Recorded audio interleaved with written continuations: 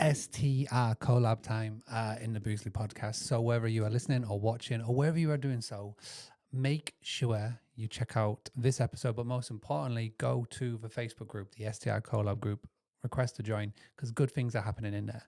In this episode, we bring in our latest founding member of the STR collab, host GPO, and the fantastic founder, Jeff, aka Don't Vote for Me at the Shorties, aka My Name is Jeff.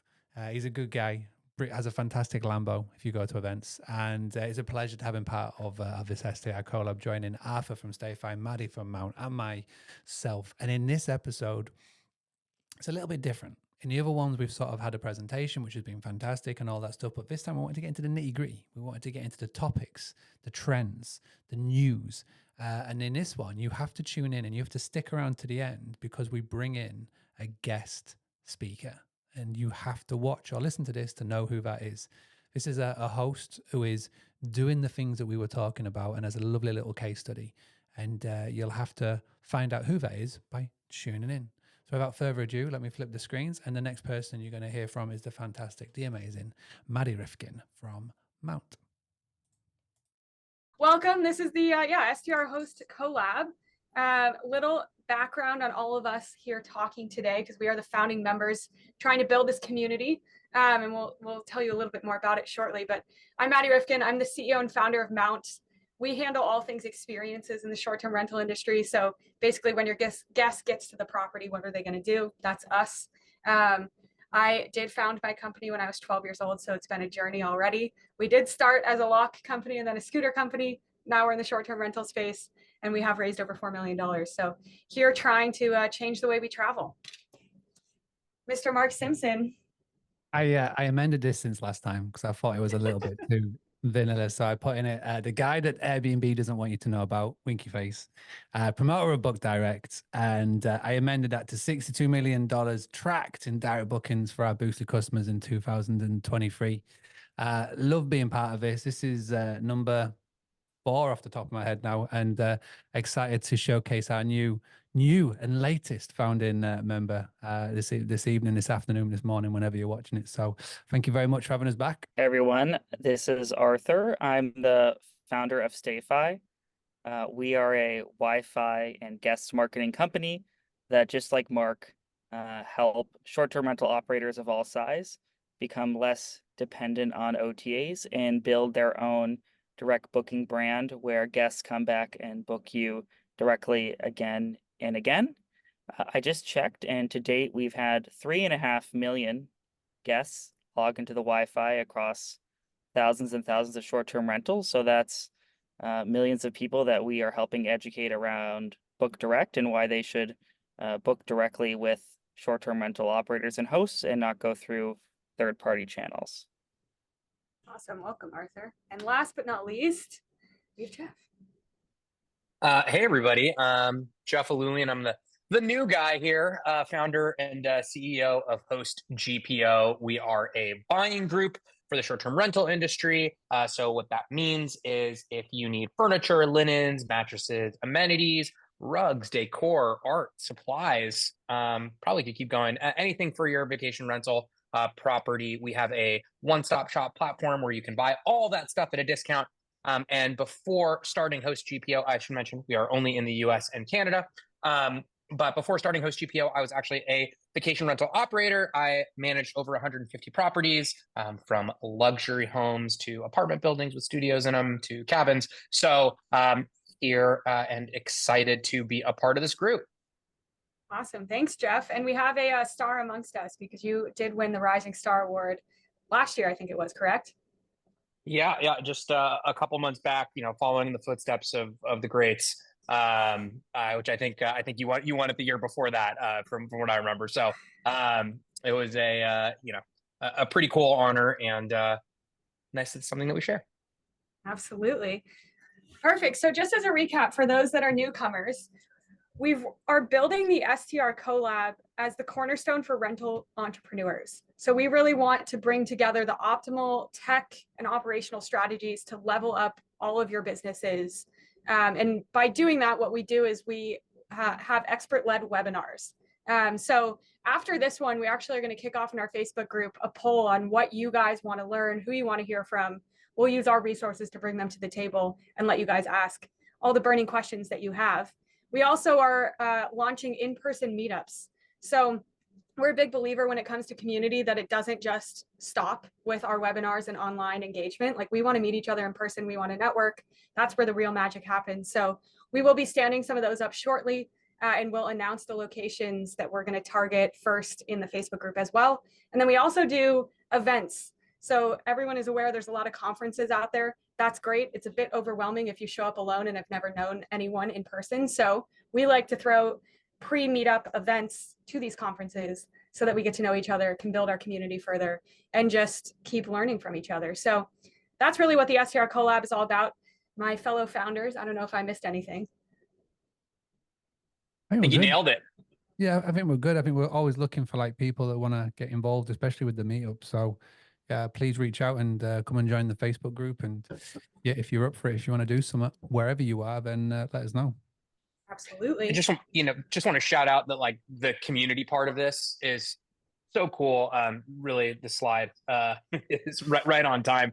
But as somebody who's been in this industry for a long time, coming up on 10 years now, a relatively long time, just these communities didn't used to exist at all. I felt like my vacation rental journey was very lonely early on 10 years ago. There were a lot of people doing this in silos, and there weren't a ton of communities. And just the opportunity to be a part of a community is so important and so unique and cool, and just really excited to be able to be a part of that. So, well, thank you, Jeff. Yes, I would absolutely agree with that. So if you guys are not in the Facebook group already, you can scan this QR code and get access to the Facebook group. I believe Mark will drop the link to the Facebook group in the chat as well, just in case you happen to be on your phone right now and you can't scan the QR code. But this is where we post all of the recordings of all of the past webinars. So if you join, you can see the last 3 that we did. And then we also post information about our meetups, our events, and everything you need to know about the STR Collab. So that would be the place to do that. And then this is kind of where we dive into a little of the news. We have these monthly, so the news kind of piles up. Newest news is the Shorties was announced, the shortlist, which is just our industry awards. But Boostly, Host GPO, and Mount are among the shortlist. Arthur, I believe StayFi might be as well, but I put this together very fast. No, I don't think we made it this year, or I don't know if we applied to be part of it. So That's okay. No, We're StayFi. We're not losing sleep over it. Shortlisted in our hearts, Arthur. Shortlisted in our hearts. Exactly. Other really cool thing, Google says London is the top search destination for the summer. So Mark, you will probably be seeing a lot of tourists. That's all right, because I live in York, not London. So close. And then that is really interesting to me because I would have assumed that Paris would be the default top summer European destination, because obviously you've got the Olympics coming to the town. But that's interesting to say. Yeah, so I don't know if London is popping off on TikTok or what is happening, but social media must be driving people there. TikTok decides a lot of people's travel destinations, for sure. That they do. We'll talk about that in a little as well. And then we're all aware the eclipse happened yesterday. Hopefully everyone got to get out and see it, at least a little part of it. But in those cities that were in the path of totality or near the eclipse path, 88% occupancy rates. So pretty high, pretty awesome. And a lot of people got to see with that event. though? I heard Jamie Lane talk about this on the Good Morning Hospitality podcast, is that although occupancy was very high, ADR wasn't risen at all, wasn't high at all, because hosts didn't take full advantage of it. They didn't spot this trend. And obviously when people who follow these kind of things, they book well in advance. It's like, it's like metal detectors or things like that. People like who love that sort of thing, they geek out on it and they're like right on it, and host didn't react in time, and maybe the dynamic pricing didn't react in time. So the ADR wasn't high. It's not like a Taylor Swift coming into town or a Super Bowl or something like that. So although occupancy was high, the people didn't get that extra bag, so to speak. Yeah, I thought that map that AirDNA put out was amazing with the time lapse of of all the bookings, and then you could just see that one belt running across. That was the full totality, and it was pretty cool to see. That's why Jamie got on national TV for that. Unbelievable, this guy. Yeah, amazing. Always killing it. Fantastic. So that's our wrap up on the news. And then the last one is just some upcoming events. If these aren't on your calendar, I would say check them out. At least one of us on this call will be at these events. I know we're kind of all going to different ones, but this is kind of what's on the radar for April. Obviously, it's a very busy month for conferences, but should be some fun ones. So if you haven't heard of these, I would definitely check them out. And there's a one for everybody around wherever you are in the world. I think we've got people from the UK, US, Canada on this call. So nice. So yeah, there we go. Very inclusive. Awesome. So today's going to run a little differently. If you've been on these calls in the past, typically we have one person come and speak and give a whole presentation on what their product is like. And while that is great, I think since we have 4 amazing experts on this call, all doing different things in the short-term rental industry, we're going to do some style of a panel discussion. So we've put together some questions kind of outlining here what we're going to talk about, but we love audience participation. So if you guys have questions you want to ask, things that pop up as we're talking, absolutely please put it in the chat and we will get to it. And this is kind of going to be an open forum. So we will jump right in, and I'm going to play moderator / founder of Mount on this one. So this is an open question to every panel member on this call, but would love to begin with the big picture of your perspective on the current state of the short-term rental industry, and then key trends in your opinion that are going to shape its future. Who's going first? Mark, you are going first since you just talked. So this is something I've been thinking about for a while, and my prediction is that Airbnb is going to, I think what is going to happen with Airbnb, and there's going to be some updates coming up that, again, this is just my opinion, but I really think that Airbnb are going to double down on the hospitable hosts, as in the hosts that just want to have Airbnb. They're not really bothered about tapping into maybe a PMS, who aren't really interested in sort of growing a portfolio, not being professional management companies. And I think they're going to really double down on that. There's obviously the rumor of the upcoming marketplace, which means they're going to tap into all these automations, etc., you know, with locks being the start and everything that could come on the back of that. And I feel like that is where they're really going to focus. I really do feel that they, deep down, and this is just my opinion, they despise the professional property managers who utilize their platform. Because when you are a professional, you are on the ball with things like pricing and, you know, this meme culture that goes around with the short-term rental industry at the moment. And they obviously always default to calling it an Airbnb. There's those jokes of where they're charging all this money for a stay, and there's all these cleaning fees on top of it, and you get X, Y, and Z. And I feel like what Airbnb want to do is they want to focus on the smaller hosts, as in like your ones and twosies, who aren't really bothered about having a discussion of what a PMS is or bringing that into their world. But then at the same time, they need to get rid of a lot of the crap. And there are a lot of crap hosts, a lot of dangerous hosts on that platform, people who come into it for all the wrong reasons, just to make money and not look after the guest. So I feel like that is where a lot of attention is going to be. I feel like what we're also going to notice is that we know, talking about this again on Good Morning Hospitality podcast, which is a really good Monday podcast to put into your world if you're not already, but we're talking about dynamic pricing.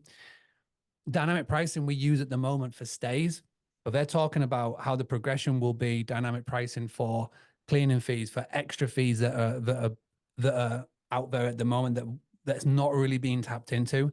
So I feel like that's where there's going to be a lot of focus on. So from the professional side of the world, tapping into that dynamic pricing, Airbnb focusing on the smaller hosts.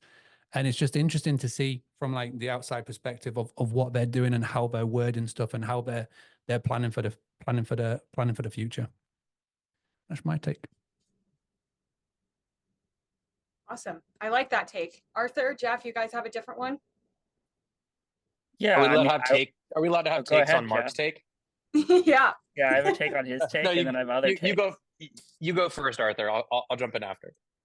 Yeah, I mean, I generally agree with Mark's take that I don't think Airbnb is going to change their positioning in terms of how they approach owner operators versus professionalized operators or property management companies. I think it'll be interesting to see if any of the other OTAs become more property manager friendly to potentially fill that void, or how that might play out. I think overall, right now, 2024, from like a macroeconomic perspective, I think is going to look very similar to 2023, like occupancy, demand, rates. I think we've seen a pretty decrease in the rate of supply growth with higher interest rates in the US. So, barring any global situation that's out of our hands, I'm not seeing too much turbulence or changing in this coming year. But I don't know if you guys agree or disagree with that.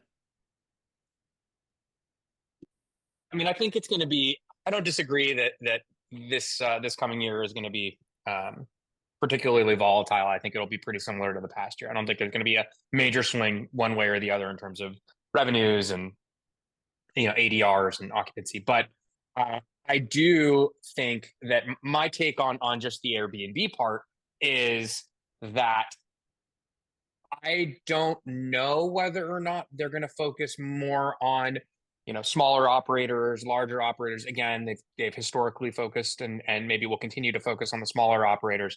But I do think that what is fascinating about what Airbnb's positioning themselves to do is this expansion into the travel experience, right? I think that that's the direction they're going to start going in. I think rather than just be a booking platform, I think they're going to try to expand as far as they can into, helping helping guests plan their trips, helping them find places to stay, and being more involved in the search than ever before. So I think that that's probably the main trend to expect from Airbnb for this coming year.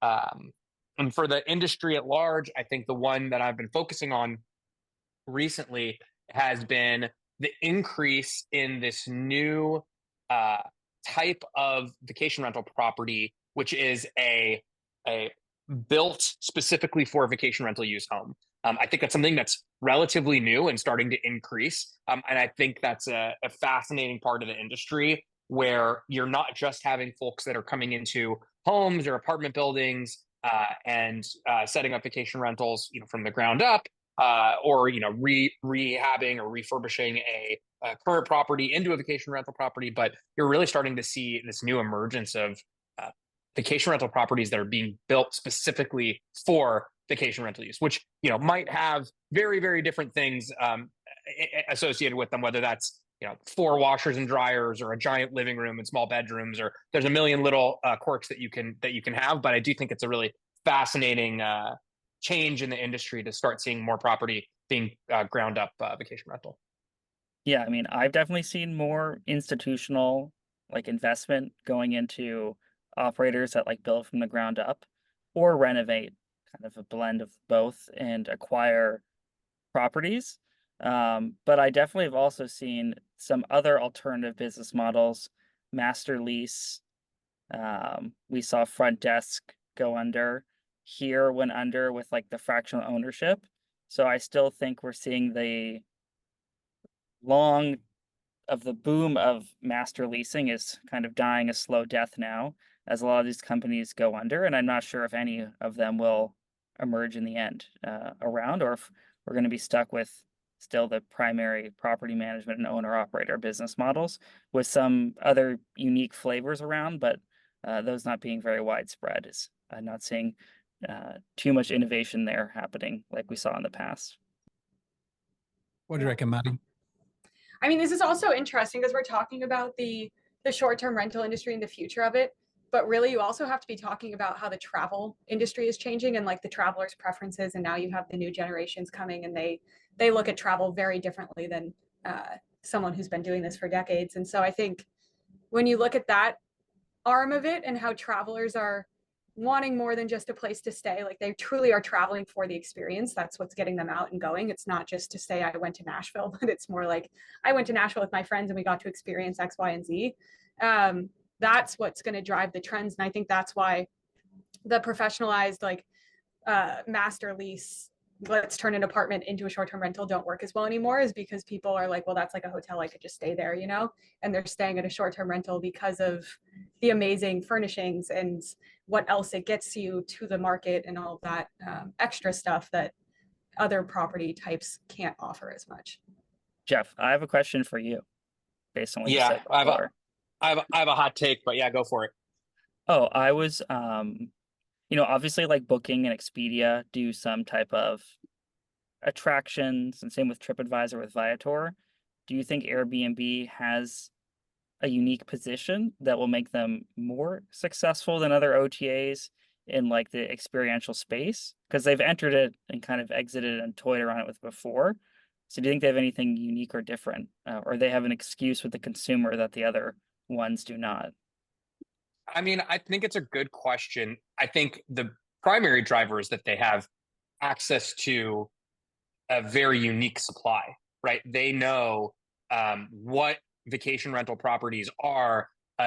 Imagine being able to, I'll give you an example. The Airbnb experiences are one part of this, right? And I think that was them dipping their toe and they pulled back. And I think they're going to probably double down and go in that direction. Brian Chesky's made very clear that that is a very important part to him of Airbnb in general, is this experiential part of travel. But I do think that you will be able to go to Airbnb in a year or two and say, have your location on and say, we want to type in as your search, like, we want to take a trip. There's 5 of us. We're a family. We have a car. Where do we go? And that it will spit out, hey, you're in this city. Here's like, rather than searching destinations, here is where you should be looking. These are the types of stays that exist that are nearby that you could get to in a course of a weekend. When you get there, this is an experience that you could potentially be interested in, or tapping into the rest of the the rest of what that what that experience could be, whether that's from your hosts themselves, coming to also offer a cooking class, or offer a tour. It could be a number of things, but I do think that primarily they will be focused on making sure that initial search can get you a bunch of different experiences, and their unique position is that they have the supply of those experiences. I mean, they've started doing that already, because if you go into your profile section now, you can give them a lot more information about your likes and dislikes. I was saying like that they're becoming the Tinder of the OTAs, because they're literally going to be matchmaking all of like the host to the traveler, and this is just the start. So they're probably collecting the data now, and then obviously with the acquirements of this game plan of this AI thing, then like say eventually in a year or two time you can go in there and type in your search. I mean, there's a GPT from Nomad List. I don't know if you've ever been to nomadlist.com. Really good website. They've created a GPT around it, and I was using that to plan our summer vacation around Europe. So you can easily take something like that, put it onto a listing site like your Airbnb, and create an itinerary and a place to stay and experiences and whatever else they want to attach on to this ecosystem that they're building or built.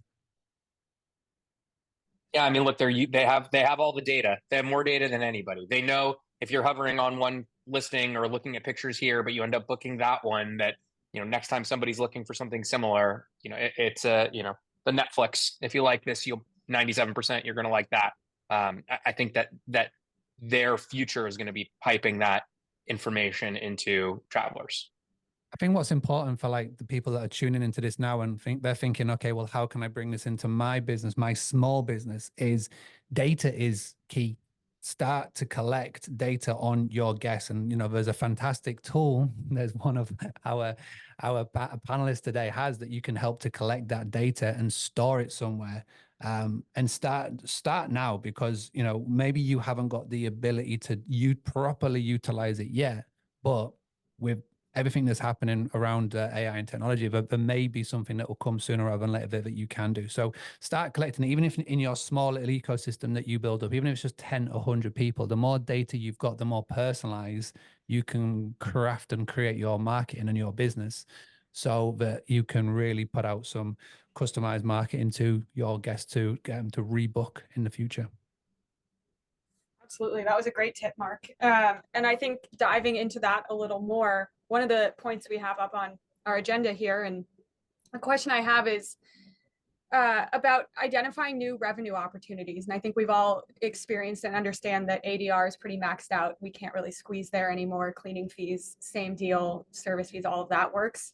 So when it comes to looking at different ways to make more money, or thinking differently other than Airbnb and the OTAs, what are your guys' opinions on looking at new revenue streams? Arthur, why don't we start with you? Yeah. I mean, that's is an area that we've been focused on a lot lately at StayFi. And we've interviewed a ton of operators of all sizes of, how are they doing upsells? What upsells are they doing?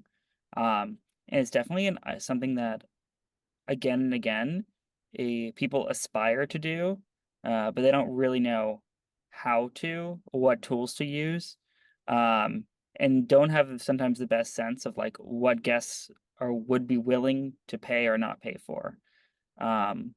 Areas where we've seen a lot of success lately for relatively high ticket items. I think that's the other thing is, there were some tools people were using, to sell toothpaste or like small items in the property where the juice just like really isn't worth the squeeze in terms of like inventory management, tracking, all that stuff. I think stay alterations is a big opportunity that we see, of all the different types of upsells we interviewed our customers about, that's definitely the one where people are netting the most revenue back to them because they are all services that they are providing. And that could be as simple as early check-in, late checkout, mid-stay cleans is another one, pool heating. So I think stay alterations also because the revenue we found for property managers when we talked to them is they typically were taking all of that revenue and not sharing it with the owners, unlike the book nights, right, where the owner is getting the majority of that money. So definitely stay alterations is number one, where we've seen people have the most success. And there's a variety of tools, some within a PMS, some outside the PMS, like the Hostco and Rubaroo, that are how people are executing against those. And then we see people, kind of the next category was like third-party services or things they're recommending, whether that's through like an affiliate program like Viator, Mount, other services through the Hostco. But those are just generally, we found, lower revenue producing just because they're typically getting like 6, 8, 10% of a tour or activity that may be between like $80 and $200. So it's a little bit nice on the side, but definitely stay alterations was number one in terms of what actually makes a significant difference to the overall revenue picture. That was really good data. I think that makes a ton of sense, and that's kind of what we're seeing at Mount as well. Jeff, what's your take from this? Yeah, I mean, look, I think that's spot on in terms of saying focus on the big ticket items with high percentages, like stay alterations. My take on increasing revenue is always, from the host GPO's perspective, there's two things.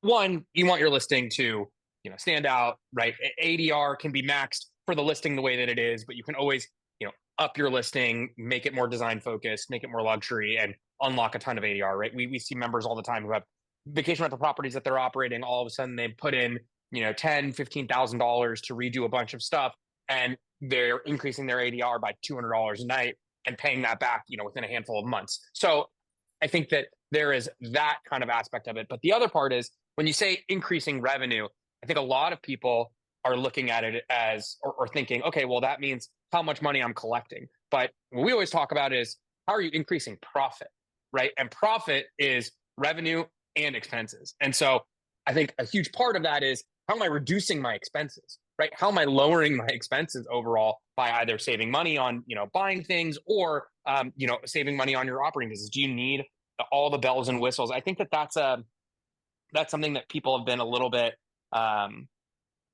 quick to pull the trigger on. Oh, well, how am I gonna, upsell and do, all these little specific things and get every nook and cranny and every dollar out of a guest, when at the end of the day, they're not doing their core business super well. And so I do think that's, one, focusing on the expense side of things is really important, but focusing on just doing your core business well, or upping the game of your core business. Maybe you're maxed out at ADR with where you are, but that doesn't mean that your property is maxed out and what it could be in its potential. Yeah, absolutely. I mean, that's such a good point. And it's funny you mentioned that, because I was on a webinar with Kit, who was talking about this. And there was a host on the call that was telling us that she bought all her sheets from Amazon. And it was a pretty nice brand, but Amazon does 2-day shipping. And she's like, yeah, that made sense to me. But they were expensive and she was replacing them a lot. And then we found out you guys carry that brand on Host GPO at a mad discount. And so talk about switching over and saving some money just based on where she was buying the materials from. Pretty game-changing there. Maddie, can I ask a request? So we've got somebody in the audience who is a host who is actually doing this right now. Oh, there you go. User of StayFi, and is amazing at multiple revenue streams. I need Laura Muse just to sort of put her hand up. I think it's under one of his many Katrina Grays. But I need Laura to put your hand up and say, I'm here. And then I'll change your name to Laura Muse in the Zoom. And if you can put her to a panelist, that would be amazing. It could be great to get a host who's doing this in real time. Because I think creating multiple streams of revenue, and I said this in December for like my prediction for this year, is creating multiple streams of revenue is going to be so important for your business in 2024. Obviously, with experiences and like Arthur was saying around the stay, and obviously with what Host GPO and all these fantastic solutions are. But Laura, you need to change your name from Katrina Gray, because we've currently got 10 of yous in the chat too, Laura. So we know who you are, so we can put you as a panelist, and you can come on and you can tell everybody what you're doing. But yeah, while Laura's doing that, so Laura has got Muse Escapes, UK-based business. I'm just gonna allow all the Katrina Grays to talk, and then Laura, the right Katrina Gray, you can unmute yourself. Okay, that's cool. Oopsie. Oh, okay. You bear with me. You didn't just kick them all out, but basically, I'll just give it like a little introduction while she's doing this. So Laura's based in the UK, got Muse Escapes, is a StayFi customer. I know because I've stayed at one of her amazing properties, and I was like, my kids wanted to use the Wi-Fi, and there was this thing that kept popping up saying, we need your email. And I was like, oh, I know what this is. So yeah, amazing business. And again, when we went for my wife's 40th birthday weekend. And one of the amazing things that what Laura did as part of the business was multiple revenue streams. So Laura, after that little intro, we've got yours up on here. If you want to just unmute your microphone and tell everybody what you do and how you tap into multiple revenue streams and why you've done it, and the wins you've got on the back of it. Yeah, can you hear me? Mm-hmm. Can. Oh, cool. Yeah, thank you for that intro. Didn't even pay for that. Yeah, so we're quite new to the industry. We've been going about 2 years. Massive fan of StayFi. Recommend it to anybody that I speak to. And we've got it in all of our apartments. So we have a guidebook, but we do things. So we're a 5-star award-winning holiday let business in the Peak District. But we try and do multiple streams of income for our business. Obviously, we are very seasonal. So we do things like we partner up with local businesses, which we do. If they recommend us to their customers, we give them a kickback and vice versa. So it works 2 ways. We also provide things like grazing boards, staying movie packages. We average between £1,500 and £2,000 a month on extra income just by the upsells. We also have like a dedicated guest services manager who rings everybody before they check in. And another, obviously, touch point to upsell. So we have about 15 to 20 touch points before someone checks in normally. And that's from email, from us actually physically speaking to them on the phone. And then throughout their stay as well, they can also do upgrades, like we have barbecue packs and all sorts of wonderful things. But the thing for us is, and I think that this is what sets us apart from most places in the Peak District, is we're giving people hospitality. We're more than a head and a bed. Nothing is a problem. Everything is an experience, and we are all about the experience when you stay at Muse Escapes. And we get a really high return rate from guests. Once they've stayed with us, we've only been open just about 18 months at Foxlow Grange. Some people are on the 5th, 6th, 7th stay. Fantastic. I missed out. You've caught me on the hop. I was literally just about to have my dinner, and I'm Yeah, starving. no, I literally, this is why I know I could throw you in, because you're amazing at this. So you go have your dinner. And can we all please show Laura some love in the chat? Because that's a fantastic real life version. Host doing good things. Amazing. And yeah, you've got Frank from Hostfully in the chat saying we love Laura. So you got lots of love in the chat. Go and have your dinner. And ladies and gentlemen who are tuning in from America, that is what a proper Yorkshire accent sounds like. Mine is the scummy version of a Yorkshire accent. Laura is proper Yorkshire. So thanks for doing that. All right, off you pop. All right. Sorry to disrupt that. I've just thought that was a nice little segue. So Maddie, back to yourself. Oh, that was incredible. I mean, it's always great to hear real life stories, not just from us, but people that are actually doing it. So very much here for that. So thank you, Mark. Would love to kind of turn it over to Jeff now, because I know a lot of people are probably curious where to spend and where to save and what that looks like when furnishing your property and all that stuff. So why don't you tell us a little bit more about Host GPO and what you guys do? Yeah, absolutely. So, Host GPO, as I mentioned, we're just in the US and Canada, but essentially what we've done is gone and curated the group of brands that make the most sense for vacation rental properties. So whether that's, furniture from West Elm and Pottery Barn and, Williams Sonoma or Crate and Barrel or Article, or, linens or amenities, we'll partner with the brand, we'll negotiate an exclusive discount for the group, and you can log on to our member portal and place orders with that brand directly at discounted pricing. And so it's a pretty wild ride that Host GPO has been on over the last 5 years. We've had over 300,000 properties sign up to be a part of our group. And with that kind of collective power, we've been able to negotiate these great discounts on all the brands that we work with. But what I think a lot of people are always curious about and always ask about is, well, what do I spend on, and how do I make, the dollar stretch or the pound stretch as far as it can when, setting up or restocking a property. And so, a couple of things that we throw out always just as points to be thinking about are, one, you want to make sure if you're setting up a new unit from the ground up, or even if you're redoing a unit, that you're really focusing on spending those dollars on the things that are going to be visibly showcased in your property. So whether that's a giant piece of art that's going to be shown in the main photo, or what room is going to be the one that's the main featured room in your property, you're going to want to make that stand out, because that's what's going to get folks, when they're scrolling, to actually stop on your listing and click into it and look through it.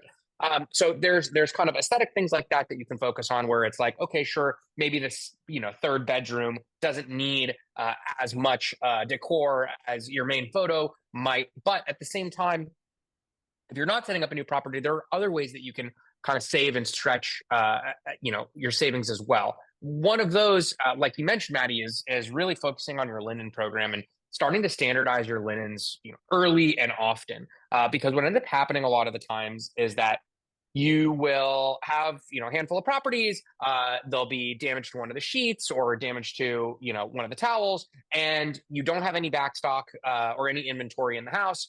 You're out, and so you end up running to the closest local store and buying whatever's there. And that kind of panic buying last minute is the most expensive kind of buying that you can do. And so when I'm telling people about where to save, and when we're talking about what the best way to kind of lower your expenses on a property can be, a lot of that is focusing on making sure that you're buying enough of the right thing early on that you can buy over and over again. You're going to be able to find, so that you don't end up with a mismatched off-white pillowcase, bright white, duvet, etc. And so I think that thinking through the fact that you're not just kind of dipping your toe in this industry and really thinking about the fact that you're going to be doing this for a long time and committing to that means, it's not buying 600 towels, but, buying a box of 24 towels and keeping a couple, in the closet in case you need to replace them. I think thinking through how you're saving can make, how you're spending and what you're spending on early and starting to standardize can also save you a bunch in the long run. So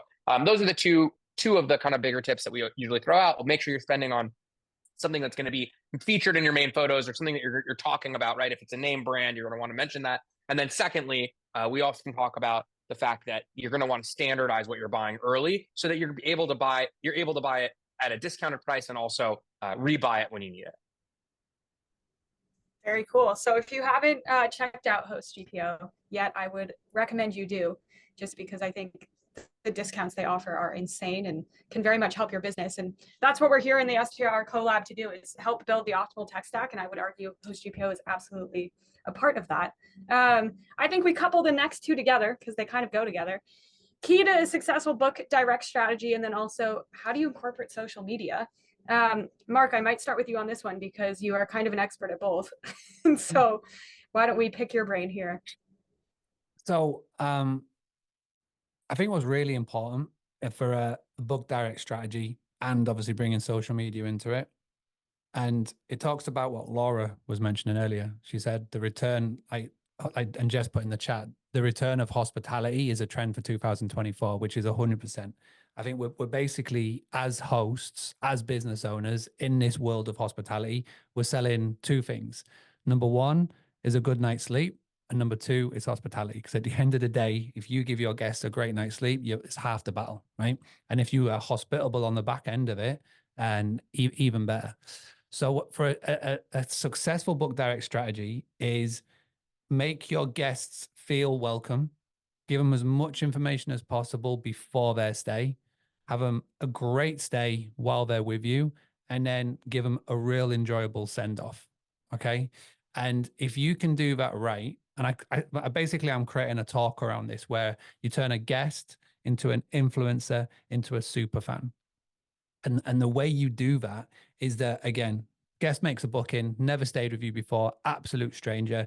They, and it's old cliche saying, arrive as guests, leave as friends. But if you can get them to arrive as a guest, but leave as somebody that is going on their social media, taking pictures, sharing them, tagging you in. So your business, your Instagram page, for example, then they are going to be an influencer in their small little world and their community and telling all their friends about them. It's a home run if that person also has a fantastic online community, is an influencer, is what they say, and is a content creator who's got thousands of followers, because that's even better because they're talking about them to their engaged following.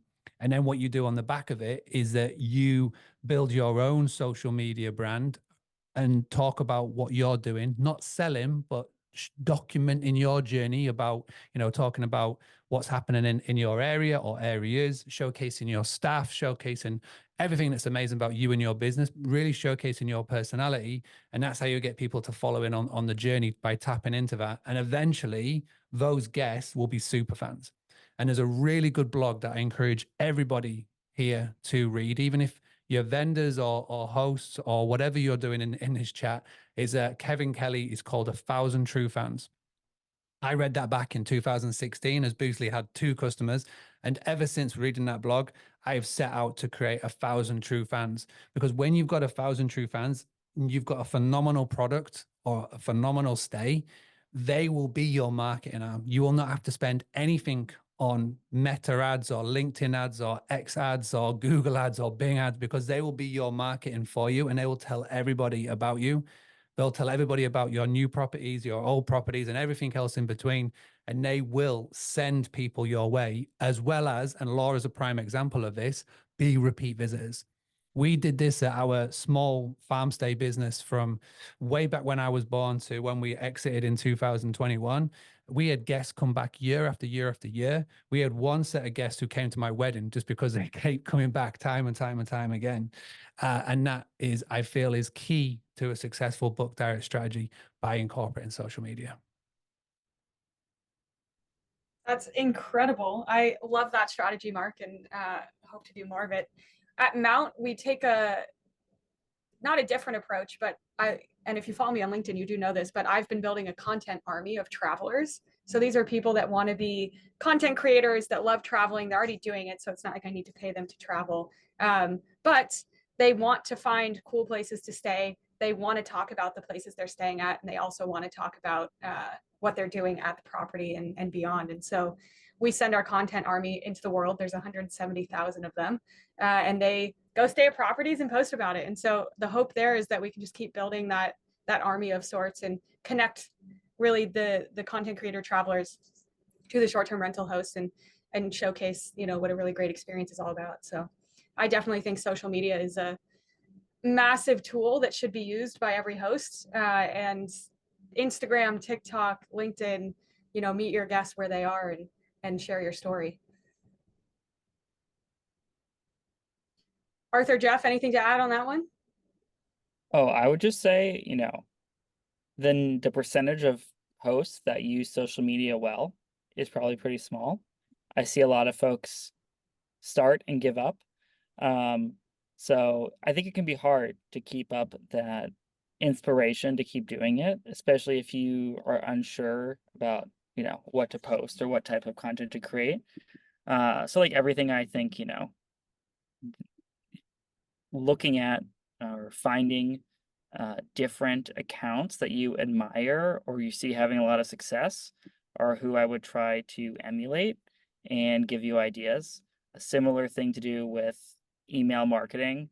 You know, we subscribe to, you know, 100 different short-term rental management companies' email marketing to continue to kind of see like what's trending, what's working, what is inspiring, what are new ideas we should be sharing. So I definitely always say, you know, if you're starved for ideas, just look out there and see what's working for different folks and what you would be comfortable or feels natural for you to engage with. Absolutely. Couldn't have been said better. So we have about 10 minutes left, give or take. If there are any audience questions, now is the time. If you want to ask it live, like Laura kind of did, just raise your hand and I'll get you up on stage. If you are camera shy and voice shy, that's fine too. Put it in the Q&A or the chat and we'll get to it. But nothing's off limits. So whatever you guys are curious about, or if you want to add your opinion to what we've been talking about, that works as well. But yeah, let's get the community involved. There's been a couple of really cool links and stuff put in the chat. What we'll do is we'll take them and we'll move them over to the Facebook group where we're building our own STR Collab community. So please make sure if you're not in there, do go and join. I've put the link in the chat and we'll do it again. And obviously there's a QR code and all that good stuff.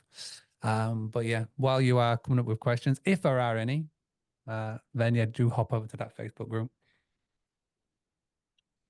You know, one thing I was going to add, Maddie, Oh, just based on if we have a second, is, you know, you're talking a lot about, and Arthur as well, right? Talking about the fact that it's your guests that stay that are going to share the content and are going to, you know, get more, drive the most people to come, right? Maddie, you're talking about, you know, your content army, and it's the evangelists that are always the best, you know, the best users, members, guests. Whatever you're looking for, those are the folks that are the ones that you want to harness the most and reach the most, because that's the highest return always. And we saw that with Host GPO, like ourselves, just in this business where it was, you know, 30-40% of folks that were signing up over the first couple of years were just member to member referrals of people who were using it and liked it and wanted other people to use it and weren't getting anything out of it. They just wanted to share that. And you know, that is a huge part of the reason why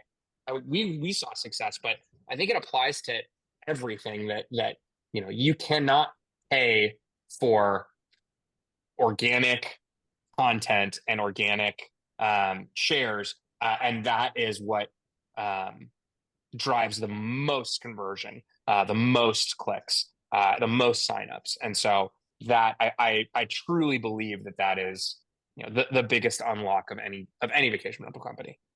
I think it comes back to what we're talking at the start, where, and this is really true of everything, is the cream always rises to the top, right? There are over 7 million listings right now on Airbnb, and Airbnb are going to go out of their way to get rid of a lot of the crap. They want to focus on the good.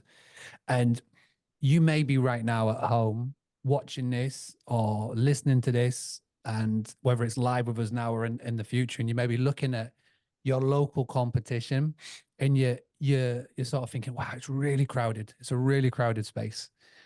What you need to do is you just need to focus on what you can control, right? If you've got one property, and somebody mentioned earlier, just because you've got one property doesn't mean that you're not a professional host. We're not saying that at all. What we're saying is if you've only got one property, and let's just say that your average nightly stay is 7 nights, right? Technically, you've just got to find 50 bookings in the whole calendar year. And bearing in mind, there are millions of people every single day looking for accommodation on Airbnb. And there's probably hundreds, if not thousands of people looking in your local area. You just got to get 50 of those to see you and go, yeah, that's the place for me. And I feel like what you've got to do is you've got to make your place stand out, taking on board what Jeff was saying on how to stand out on these listing sites. And also as well, you've got to be able to provide that amazing customer service, hospitality, right? There's a reason why people book with a vacation rental, an apartment, a house, instead of going to stay at a hotel, is because they get that different level of vibes or hospitality than if they go and stay at a hotel. And that's why they come and stay with us, because they want to live like a local. They want to tap into, that local experience. So think about what you can do to control that and focus on yourself, and just make sure at the heart of it, there's 2 things that we're selling. Like I said, a real comfortable night's sleep, and make sure you tap into Host GPO and the fantastic things they can get on there to get that. But also as well, it's that hospitality aspect. And doesn't matter whether it's guest number 1 or if it's guest number 100 or if it's guest number 1,000, you've got to make sure that every single person that comes into your property has that same experience.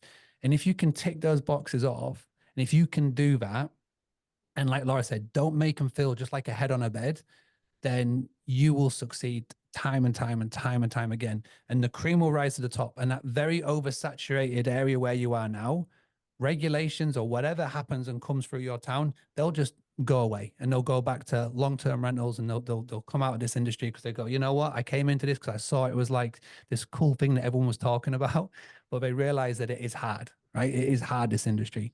If anybody's ever had to communicate with guests, you know how hard it can be, right? And but if you stand the test of time and you do what is right for you, and you will absolutely smash it. But you just got to keep at it and be part of groups and communities like this, and we'll help and support you. Because like Maddie said, this was all created to help you. This is not being done to help 100, 200 properties. We're looking to help 1 to 20, 1 to 25 property people who are at this part of the journey. So you're in the right place.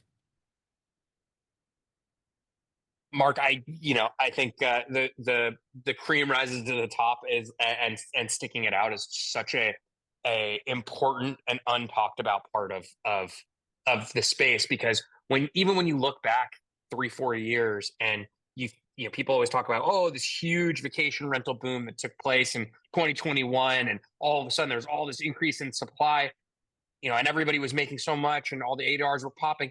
Yeah, nobody talks about the fact that between March and September of 2020, a third of the vacation rental properties got swapped off the market altogether. Look, COVID was what it was, but I can tell you from my experience, when things started again, and supply started to increase, those bottom 10-20% of listings really got wiped out because of their performance, and left a lot of space for people who stuck through and had better quality properties. So focusing on that and focusing on the long term now is a really, really important part of this whole process. I think that's a good place to end this, right? That's what I was gonna say, Mark. Yes, I think we can call it a wrap. Until next time, if you haven't joined our community, I would definitely recommend doing so. And you are going to see our faces around at least once a month over Zoom, and then hopefully a bit more in person as well as we grow this community. So thank you so much for joining us for this last hour.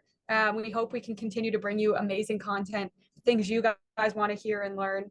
And we'll just keep growing this STR collab. So thank you. If anyone else has anything you want to say.